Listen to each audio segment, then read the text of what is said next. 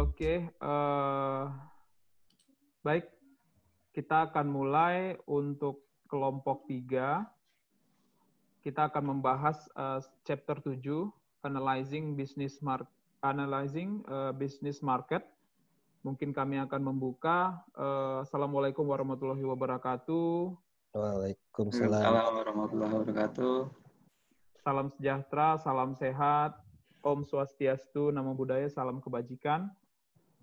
Perkenalkan Pak John Suprianto sebagai lecturer kami di Manajemen Marketing. Kami perkenalkan kelompok kami dari kelompok 3.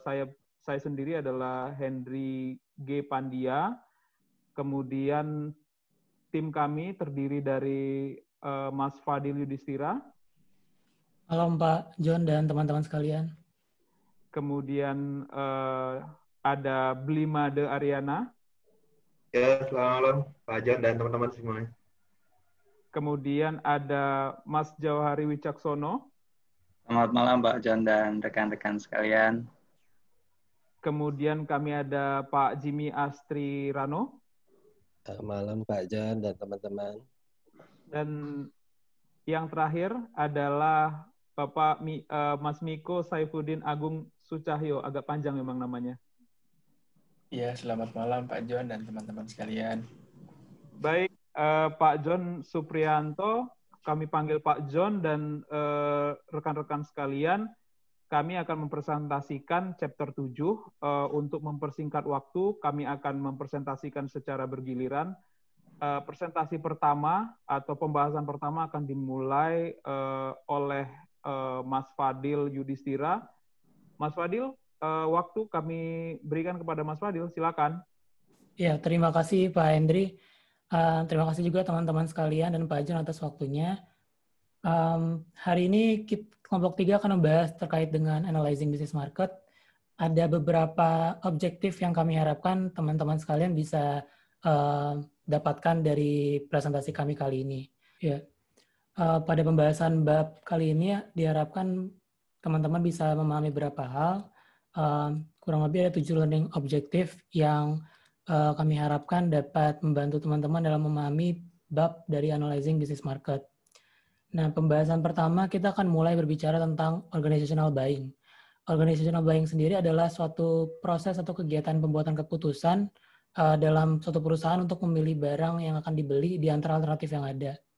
Nah, untuk hal ini perlu dianalisa dari segi marketnya, karena di dalam market ini ada 2, ada business market dan ada juga consumer market. Consumer market mungkin kalau teman-teman udah pada tahu, kegiatan kita jual beli biasa di toko dan lain-lain itu adalah disebut consumer market. Sedangkan business market itulah tempat para organisasi itu berkumpul untuk melakukan kegiatan penjual belian terhadap barang yang berguna untuk kegiatan produksi mereka. Nah, di dalam business market sendiri memiliki beberapa karakteristik seperti yang tertera, ada fewer larger buyer, artinya jumlah pembelinya ada yang banyak banget dan ada yang sedikit banget, dan karena adanya spesifikasi seperti ini membuat hubungan antara kedua belah pihak, baik supplier maupun customer, terbilang cukup erat. Lalu ada professional purchasing, di mana ketika proses pembayarannya biasanya melalui pihak ketiga atau berdasarkan peraturan-peraturan yang telah ditetapkan oleh masing-masing pihak secara profesional. Lalu pembuatan keputusannya dipengaruhi oleh beberapa pihak. Jadi kalau yang di consumer kita sendiri yang memutuskan, cuman kalau business market biasanya ada pihak-pihak lain yang mempengaruhi keputusan akhir dalam pembelian barang tersebut. Lalu ada multiple sales calls, di mana untuk kegiatan ini bisa deal sampai closing, biasanya memerlukan beberapa kali follow up, tidak bisa hanya sekali atau 2 kali diskusi saja. Lalu ada derived demand, di mana produk business goods ini berhubungan langsung dengan kebutuhan end user juga, sehingga perlu dipantau behavior dari end user seperti apa. Lalu karakteristik yang berikutnya adalah inelastic demand, di mana produk business goods tidak secara langsung terhubung dengan perubahan harga bahan pokok. Lalu ada juga fluctuating demand, di mana permintaan terkait business goods yang terikat dengan kebutuhan end user atau consumer mengakibatkan permintaannya yang volatil atau bisa bergerak naik turun dengan cepat. Lalu geographically concentrated buyer, pada umumnya terutama di negara-negara besar, kegiatan bisnis market itu konsentrasi di satu wilayah tertentu. Umumnya mungkin di ibu kota atau kota-kota besar. Lalu yang terakhir adalah direct purchasing, di mana selain professional purchasing, pembelian di bisnis market bisa dilakukan secara langsung antara buyer atau perusahaan dengan supplier atau penyedia bahan baku. Nah, dalam proses bisnis market ada beberapa situasi yang dihadapi. Ada straight rebuy, modified rebuy, dan new task, di mana straight rebuy itu adalah proses pembelian kembali tanpa ada perubahan apapun. Modified rebuy, pembelian kembali di mana ada perubahan pada spesifikasi, harga, ataupun quantity. Sedangkan new task adalah proses pembelian barang baru tanpa pernah ada histori sebelumnya. Nah, dalam proses bisnis market ini ada beberapa pihak yang terlibat yang disebut sebagai buying center. Ada inisiator yang disebut sebagai orang yang atau pihak yang menginisiasi permintaan untuk membeli suatu barang atau jasa. User adalah pihak yang nantinya akan menggunakan produk tersebut. Influencer adalah pihak-pihak yang mempengaruhi pengambilan keputusan. Decider adalah pihak yang akan menentukan minimum requirement-nya. Approver adalah pihak yang akan memiliki wewenang untuk menyetujui atau tidaknya proses pembelian suatu barang. Buyers adalah tentunya orang yang membeli barang atau jasa tersebut. Ada gatekeepers yang menjadi penengah antara supplier dengan buyer. Nah, untuk bisa melakukan buying proses ini, marketer harus melakukan dua hal agar prosesnya berhasil, yaitu ada targeting the firm dan targeting business center. Yang pertama, harus menentukan sekali industri ataupun company mana yang akan dituju secara spesifik. Apabila itu sudah dilakukan, baru bisa mengidentifikasi atau mempelajari business center atau pihak-pihak yang menjadi pembuat keputusan dalam proses bisnis di perusahaan masing-masing. Nah, untuk pembahasan berikutnya akan dilanjutkan oleh rekan saya Pak Made. Kepada Pak Made, dipersilakan. Terima kasih Mas Fadil atas waktunya. Baik teman-teman semuanya, mari kita lanjutkan kembali pembahasan kita terkait analyzing business market. Pada kesempatan ini kita akan membahas terkait purchasing atau procurement process. Jadi bagaimana seorang purchaser mampu untuk mencari, menganalisa, dan menseleksi sampai pada akhirnya mendapatkan supplier. Berikut adalah beberapa langkah atau tahapan yang bisa dilakukan. Yang pertama adalah problem recognition. Langkah pertama ini adalah bagaimana purchaser mampu mengidentifikasi adanya permasalahan terkait dengan produk atau jasa. Kemudian yang kedua adalah general need description dan juga product specification. Dua hal ini terkait dengan general karakteristik ataupun technical specification terkait dengan produk atau jasa. Langkah berikutnya adalah supplier search. Bagaimana seorang purchaser mampu mencari supplier dari berbagai media atau sumber informasi. Beberapa di antaranya adalah pertama, katalog site. Ini contohnya adalah electronic catalog. Kemudian yang kedua, vertical market. Contohnya adalah beberapa perusahaan raw material. Kemudian yang ketiga adalah pure play auction. Ini adalah contohnya beberapa perusahaan lelang. Kemudian yang keempat adalah spot market. Beberapa contohnya adalah beberapa perusahaan saham global. Kemudian yang kelima adalah private exchange. Ini adalah link supplier yang bisa diakses oleh purchaser. Yang keenam adalah barter market. Ini adalah partisipasi beberapa trade yang melakukan transaksi barang dan jasa. Kemudian yang ketujuh adalah buying alliance. Buying alliance adalah aliansi beberapa pembeli atau purchaser yang membuat suatu konsorsium. Berikutnya kita akan membahas terkait dengan e-hub dan juga e-procurement. E-hub yang pertama adalah terkait dengan vertical hub. Vertical hub terkait dengan jaringan informasi beberapa perusahaan raw material dan manufacturing. Sedangkan functional hub itu terkait dengan jaringan informasi beberapa perusahaan retail. Berikutnya adalah e-procurement. Dalam e-procurement ini dibagi menjadi tiga. Yang pertama adalah setup direct extranet link to major supplier. Ini adalah setup link yang dilakukan oleh supplier sehingga bisa diakses oleh purchaser. Yang kedua adalah form buying alliance. Ini adalah semacam form bersama dari purchaser yang nantinya bisa dilakukan untuk kolaborasi bersama purchaser untuk mendapatkan informasi supplier. Yang ketiga adalah setup company buying side. Ini kebalikan yang pertama, yang mana dalam hal ini perusahaan purchaser kemudian membuat suatu link yang bisa diakses oleh supplier, sehingga supplier bisa menawarkan produk atau jasanya. Berikutnya adalah proposal solicitation. Setelah beberapa kandidat supplier didapatkan, maka tahap berikutnya adalah purchaser meminta proposal tertulis yang kemudian dilanjutkan dengan presentasi. Nah, dari sini kemudian purchaser bisa menganalisa, menilai value atau benefit yang bisa diperoleh apabila melakukan kerjasama dengan supplier tersebut.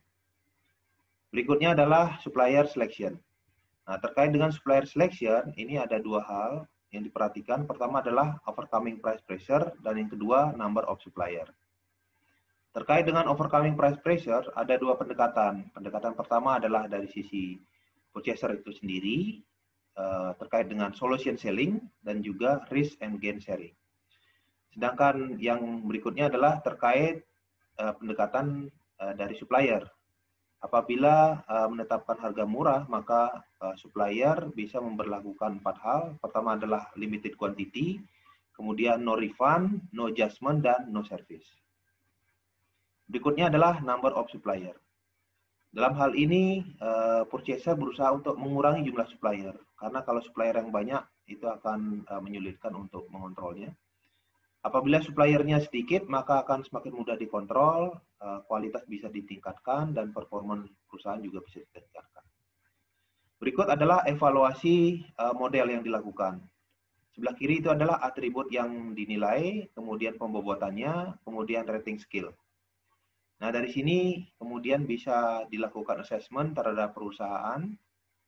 Dalam contoh ini kita bisa lihat skornya adalah 3,5. Skor maksimal sebenarnya adalah 4, sehingga perusahaan ini bisa dikategorikan baik, bahkan mendekati excellent. Tahap berikutnya adalah order routine specification. Ya, setelah ditentukan suppliernya, maka tahap terakhir adalah negosiasi final order, termasuk listing technical specification, dan kemudian adalah terkait dengan quantity, kemudian terkait dengan time of delivery, return policy, dan yang lainnya. Dari order routine specification ini diharapkan adanya hubungan timbal balik, mutual benefit di antara purchaser dan supplier. Yang terakhir adalah performance review. Pada tahap performance review, purchaser kemudian mereview supplier dari masukan-masukan end user terkait dengan performance dari supplier tersebut. Untuk itu berikutnya purchaser akan come up dengan 3 keputusan. Yang pertama adalah melanjutkan kerjasama dengan supplier. Kemudian yang kedua adalah memodifikasi. Dan yang ketiga adalah menterminate, ya, putus kontrak. Demikian 8 tahapan yang bisa dilakukan oleh seorang purchaser dalam rangka untuk mencari, kemudian menseleksi, sampai pada akhirnya mendapatkan supplier sesuai dengan yang diinginkan. Untuk presentasi berikutnya akan disampaikan oleh rekan saya, Mas Johari. Pada Mas Johari, dipersilakan, Mas. Terima kasih, Blimada. Pembahasan selanjutnya adalah developing effective B2B marketing program yang bertujuan untuk attract customer dan retain customer.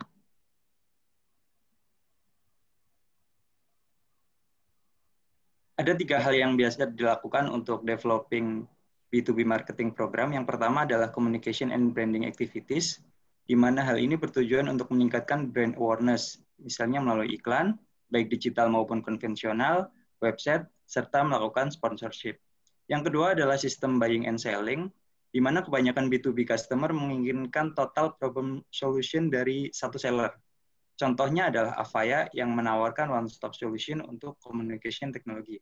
Dan yang terakhir adalah role of service, di mana cara ketiga ini bisa dilakukan dengan menjual layanan penjual dari seller kepada buyer atas produk yang dijual.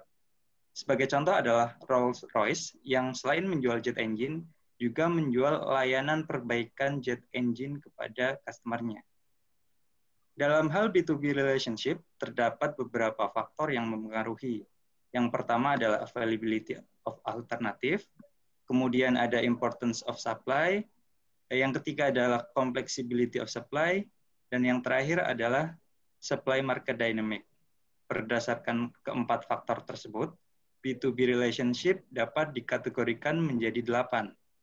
Yang pertama ada basic buying and selling, selanjutnya adalah bare bonds, kemudian adalah contractual transaction, di mana jenis transaksi ini menggunakan kontrak antara kedua belah pihak, formal kontrak gitu. Selanjutnya adalah customer supply, kemudian yang kelima adalah cooperative system, yang keenam ada kolaboratif, yang ketujuh adalah mutually adaptive, dan yang kedelapan adalah customer is king. Poin yang kedelapan ini adalah hal yang saat ini senantiasa dijaga oleh seller B2B karena saat ini para seller berusaha untuk memenuhi customer needs dari B2B customer. Karena dengan adanya pemenuhan atas customer needs ini, maka seller akan mendapatkan trust dari customer-nya.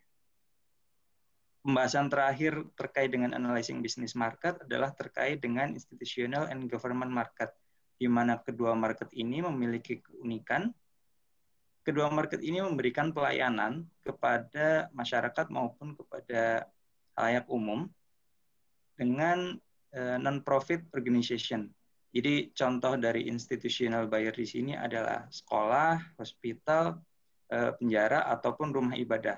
Sedangkan untuk government organization misalnya adalah Pemda atau Pemkot, di mana kedua market ini memiliki karakteristik berupa non-profit. Jadi, untuk kedua market ini biasanya harganya berbeda dengan harga yang diberikan kepada B2B customer pada umumnya. Demikian penjelasan dari kami terkait dengan materi analyzing business market. Untuk selanjutnya akan disampaikan studi kasus terkait dengan General Electric yang akan disampaikan oleh Bang Henry. Pada Bang Henry, disilahkan. Oke, baik Mas Johari, thank you udah memaparkan. Cukup panjang mungkin ya, kita sudah membahas teorinya. Kita akan coba masuk ke salah satu case discussion General Electric. Kita bisa langsung masuk ke next slide. Oke. Kami akan coba sedikit sharing terkait dengan General Electric company. Mungkin kita semua sudah kenal, salah satu foundernya adalah salah satu penemu yang sangat banyak menemukan temuan-temuan yang pada zamannya mungkin merupakan sesuatu yang inovatif. Kita bisa kenal lampu dan lain-lain, listrik ya. Dia mengembangkan itu. Bapak Thomas Alva Edison ya. Dia mendirikan Edison Electric Light Company 1878. Jadi di tahun 1879 kemudian memerger ya atau menggabungkan dengan the Thomas and the Houghton Company 1879. Banyak hal yang ditemukan, di-create di awal-awal tahun 1895 ya sampai dengan 1896 tahun 1892. Nah, kita bisa menemukan ada penemuan-penemuan mutakhir yang dikeluarkan oleh GE, penemuan lokomotif ya, mereka merancang atau mulai memasarkan untuk lokomotif, kemudian X-ray. Kemudian di 1907 di awal tahun 1900-an mereka listing ya di 1907. Oke, kita bisa lihat bahwa secara histori bahwa GE ini mempunyai histori yang panjang. Kemudian kalau kita melihat dari bisnis yang ada, ya, kita bisa melihat bahwa bisnis yang ada ini meliputi cukup besar, ya. Ada beberapa yang kami catat, ada hydroelectric power, gas turbin, jet engine, grid, wind turbine, industrial internet, manufacturing, health, material science. Nah, kalau kita lihat dari historinya, ini mulai dari 1870 yang diawali dengan material science yang mereka temukan, ya, karena memang salah satu invention-nya itu adalah Pak Thomas Alva Edison. Kita bisa lihat pergerakan bisnis mereka di GE. Nah, ini mungkin sebagai gambaran singkat. Kita move on to the next slide. Nah, ini kita coba tarik kondisi GE sekarang itu seperti apa. Nah, kalau kita bisa lihat kondisi GE seperti saat ini, di power mereka itu powering life and making electricity more affordable. Jadi mereka main juga di power, jadi source power. Ini kita bisa lihat ada gas, ada power portfolio, kemudian turbin juga, ya. Ini pekerjanya kurang lebih 38.000. Kemudian untuk renewable energy, kita bisa lihat misinya seperti apa. Mereka punya misi yang cukup jelas menurut saya. Employee-nya kurang lebih 43.000. Kemudian ada aviation. Untuk aviation sendiri, GE itu memang fokusnya di di militer. Kemudian di mesin pesawat, ya. Kemudian untuk yang aviation mereka punya employee 52.000, mungkin sekarang ya cukup terdampak juga. Kemudian untuk healthcare, mereka punya misi operating at the center of an ecosystem working toward precision health. Saya pikir memang ini cukup produktif yang mereka lakukan. Punya cukup banyak health installation yang mereka create, ya. Employee-nya 56.000. Kemudian ada untuk capital, ini mereka punya employee kurang lebih 2.000 pekerja. Secara global, mereka punya kurang lebih 205.000 pekerja secara global. Kemudian mereka punya ekspansi di 170 negara.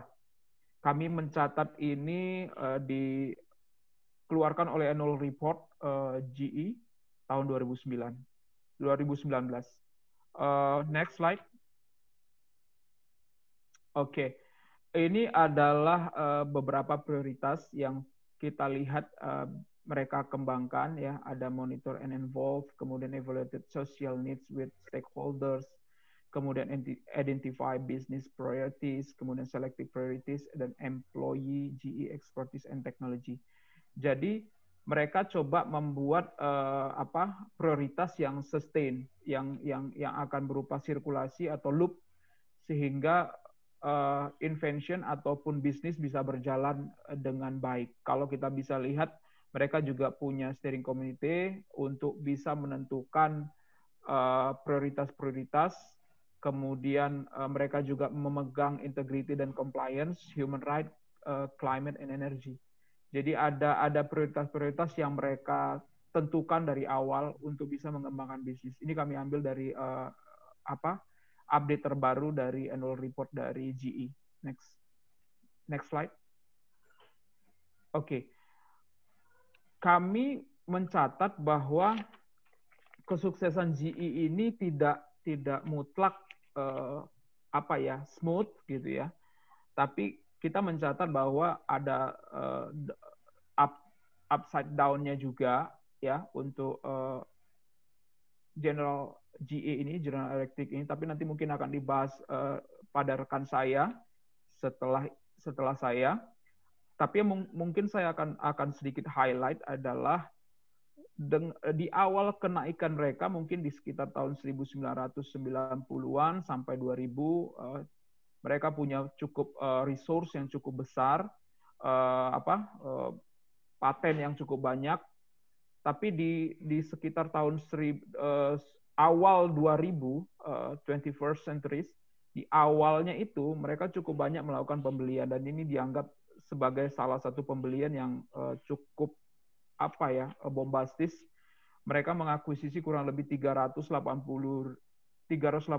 akuisisi perusahaan ataupun bidang usaha dengan mengeluarkan kurang lebih 175 billion dollars. Jadi ini cukup besar.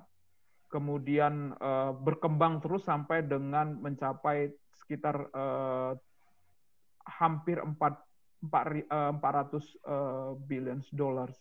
Jadi akuisisi yang luar biasa ini dianggap sebagai salah satu akuisisi yang cukup cukup riskan. Kalau kita melihat dari akurasi akuisisi, kemudian top level pengambilan keputusan di sisi top level, kemudian resiko dari risk mismanagement. Dan awal dari 2000, mungkin sekitar 2010, 2011 sampai dengan sekarang, mereka melakukan restrukturisasi yang cukup luar biasa, dilakukan hampir di semua bidang. Dan kalau kami melihat, memang projected-nya mereka juga cukup bagus untuk ke depan, tapi mungkin kita akan lihat lebih dalam untuk case ini. Dan mungkin untuk next presentasi, kami serahkan ke rekan kami, Mas Jimmy. Silakan Mas Jimmy, untuk lebih mengulas terkait dengan GE. Ya, terima kasih Pak Henry. Jadi, seperti yang telah dijelaskan oleh Mas Henry, jadi memang GE ini sudah berjalan selama hampir lebih dari 5 dekade ya. Jadi lebih dari 50 tahun. Terus pertanyaannya, marketing strateginya apa yang diterapkan di GE sehingga dia bisa sangat sukses selama 5 dekade itu dan mentargetkan dengan audiens bisnis yang cukup besar gitu. Jadi kalau kita lihat dari produk-produknya GE itu seperti engine pesawat gitu, dari ada lokomotif atau kebutuhan turbin dan lain-lain, atau alat-alat kesehatan berteknologi, itu kan audiens bisnisnya cukup besar ya dan cukup ketat persaingannya. Terus lantas kira-kira apa sih yang bisa membuat GE sukses? Jadi dari kami, yang pertama itu GE itu sukses merubah value yang dijual kepada konsumennya. Jadi kalau kita lihat dari awal 1950 sampai 1960 itu GE berfokus pada pengembangan produk.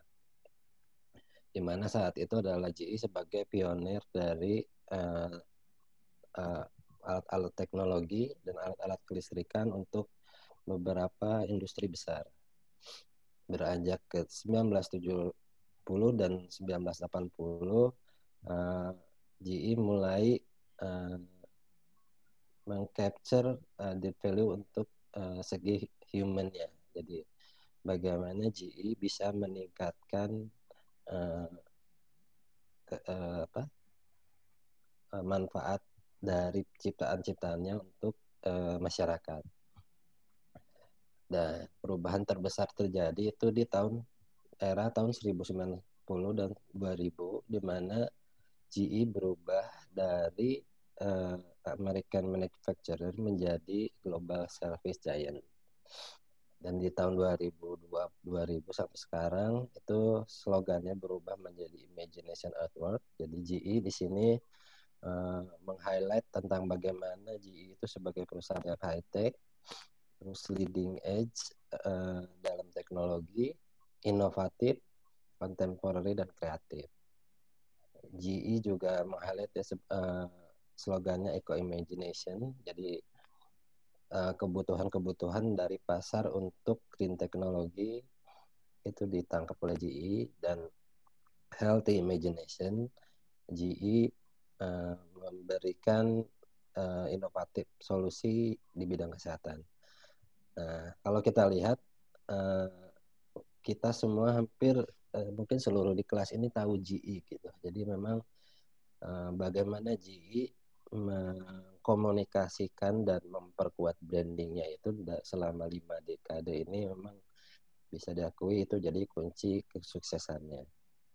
Yang kedua juga GE itu bisa terkenal, bisa menangkap, mengetahui pasarnya seperti apa dan bisa menangkap kebutuhan pasarnya seperti apa. Jadi sebagai contoh di era 90 dan 2000 GE menawarkan metode pembelian mesin pesawat yang berbeda dengan yang lain. Jadi kalau yang lain itu akad di awal, beli engine di awal, terus dipakai, GE menawarkan solusi alternatif dipakai ketika digunakan baru bayar gitu. Jadi untuk apa akad di awal, kalau bisa pas pakai aja bayarnya gitu. Nah, tapi dengan tambahan buat GE karena semacam dipinjamkan mesin yang dipakai, yang dibayar hanya ketika dipakai, GE juga mendapatkan kontrak untuk service dan maintenance untuk pesawat tersebut. Jadi di sini kita lihat GE menerapkan semacam sistem buying dan selling, dan dia juga meningkatkan role of service-nya buat konsumen. Jadi di sini strateginya mungkin lebih ke mutually adaptive. Jadi dia bagaimana beradaptasi dengan kebutuhan konsumen, dia tangkap kebutuhan konsumen, dan di saat yang sama juga GE mendapatkan keuntungan dari hal tersebut. Nah, strategi yang lain juga yang dilakukan oleh GE mungkin tidak terlalu related dengan ini, tapi GE seperti tadi dikatakan Mas Henry setelah melakukan buying perusahaan-perusahaan yang cukup banyak di era tahun 2020-an dia melakukan focusing kepada B2B. Jadi untuk bisnis-bisnis yang tidak fokus kepada B2B dijual dan dananya dialokasikan untuk pengembangan B2B. Jadi itu mungkin yang dapat kami simpulkan mengenai apa sih kunci sukses dari marketing strateginya GE tadi. Jadi dia bisa mengkomunikasikan dan branding, dia juga memiliki kemampuan yang baik untuk mengetahui konsumennya seperti apa, bisa menawarkan value yang lebih dibandingkan supplier lain kepada konsumen. GE juga melakukan strategic business evaluation. Jadi fokus pada area-area yang ingin GE kembangkan. Mungkin untuk pembahasan selanjutnya mengenai brandingnya GE akan dibawakan oleh teman saya Bapak Miko. Silakan Bapak.